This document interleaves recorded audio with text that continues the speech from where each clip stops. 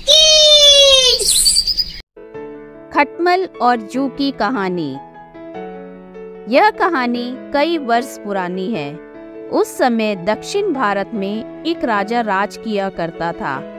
राजा के बिस्तर में मंद्री सप्पनी नाम की एक जू रहा करती थी, लेकिन इस बारे में राजा को कोई जानकारी नहीं थी।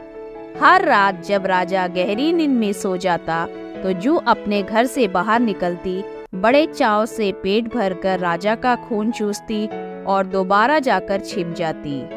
एक दिन न जाने कहां से उस राजा के बिस्तर में अग्निमुख नामक एक खटमल भी घुस आया। जब जू ने देखा तो उसे बहुत गुस्सा आया कि उसके इलाके में एक खटमल घुस आया है। जू उसके पास गई और उससे तुरंत वापस चले जाने को कहा। इस पर खटमल बोला, अरे जू बहना, इस तरह का व्यवहार तो कोई अपने दुश्मन के साथ भी नहीं करता। मैं बहुत दूर से आया हूँ और सिर्फ एक रात तुम्हारे घर रुककर आराम करना चाहता हूँ। कृपया मुझे यहाँ रुकने दो।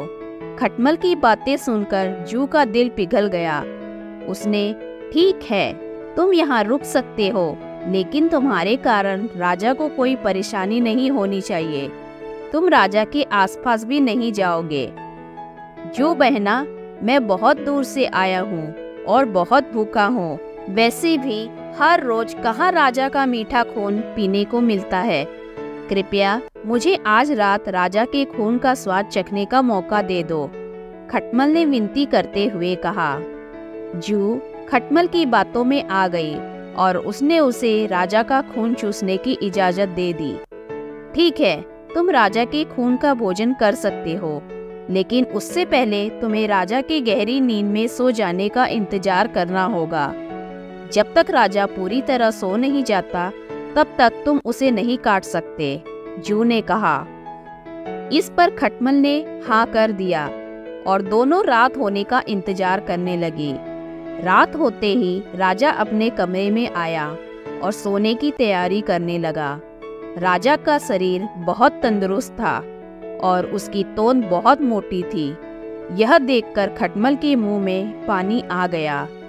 जैसे ही राजा बिस्तर पर आकर लेटा, खटमल ने ना आव देखा ना ताव और सीधे जाकर राजा की मोटी तोंद पर जोर से काट लिया और फिर दौड़कर पलंग के नीचे छिप गया।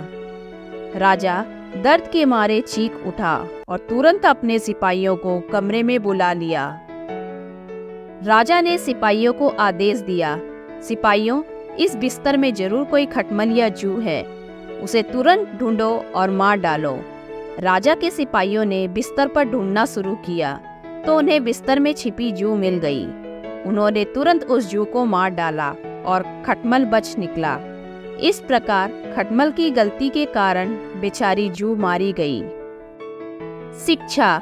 दोस्तों, इस कहानी से हमें यह शिक्षा मिलती है कि हमें आंखें बंद करके किसी अजनबी पर भरोसा नहीं करना चाहिए।